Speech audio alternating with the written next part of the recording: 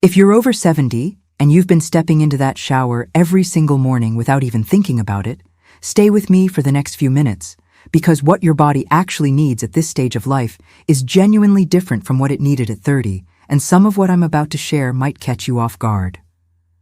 I've spent a lot of time researching senior health and skincare, talking with professionals in the field, and looking closely at how daily bathing habits affect aging skin. And even in my own life, I've started noticing some of these changes myself. So let's walk through 6 things you should know before you turn that shower handle tomorrow. First, understand that the skin you're carrying at 70 is fundamentally different from the skin you had at 40. It produces far less natural oil, the protective outer layer becomes thinner, and it simply can't hold moisture the way it once did. This isn't something going wrong with you. It's just the natural result of decades of use. But the trouble starts when people keep following the same shower routine from their 30s and expect their skin to keep pace. It won't. And pushing it that hard is a bit like expecting an old, well-worn engine to perform exactly like it did on day one. Sure, it's possible, but it's not doing anyone any favors.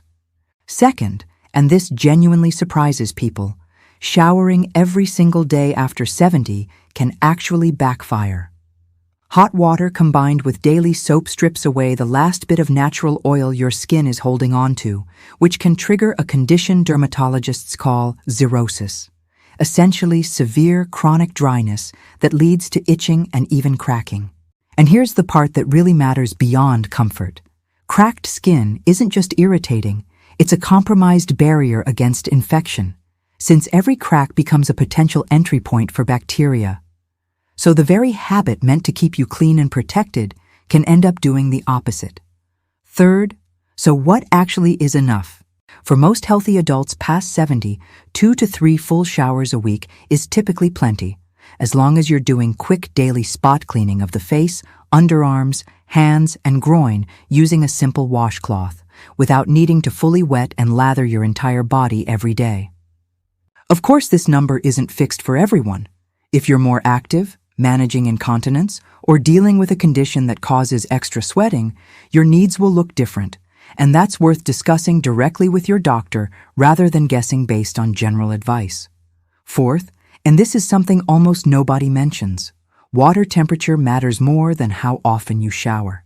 A hot shower feels wonderful, especially during colder months, but hot water is actually one of the fastest ways to strip away your skin's remaining natural oils, even faster than soap itself.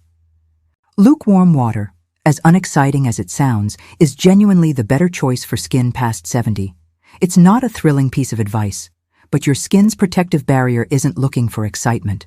It's looking to stay intact. Fifth, and this might be the most important point of all, every additional trip into that shower means another trip across a wet, slippery surface, and bathrooms remain one of the most common places where older adults experience falls. So showering purely out of habit, rather than actual necessity, isn't just about dry skin or wasted water. It's unnecessary exposure to the exact spot in your home where a serious fall is most likely. That doesn't mean showering less is automatically the answer either. What actually matters is making the showers you do take safer, through things like a secure grab bar, a non-slip mat, and a shower chair, if standing for long periods has become difficult. Fewer unnecessary trips combined with safer conditions for the showers you do take, that combination is what really protects you. Sixth, here are the signs it's time to actually adjust your routine.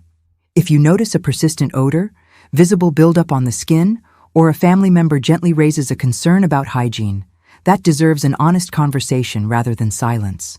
On the other hand, if you start noticing new dryness, cracking, or itching that wasn't there before, that could actually mean you're overdoing it, not the opposite.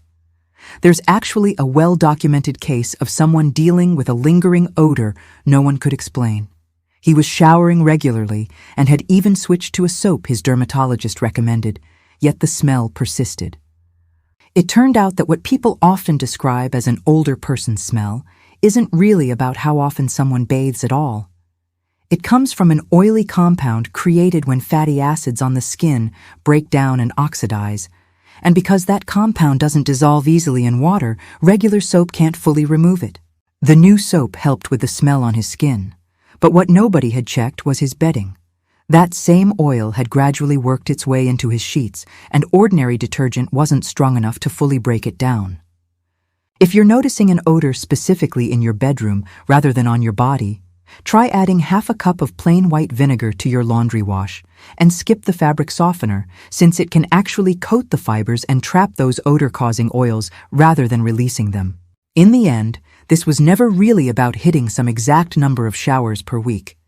It's about paying close attention to what your skin and your safety are genuinely telling you. Showering after 70 isn't about following a strict schedule.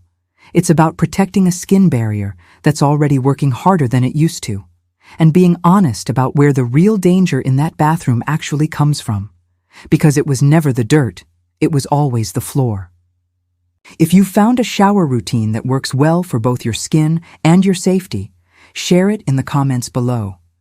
Someone else watching this, still trying to figure out their own routine, might read exactly what you wrote and find the encouragement they needed to make a change.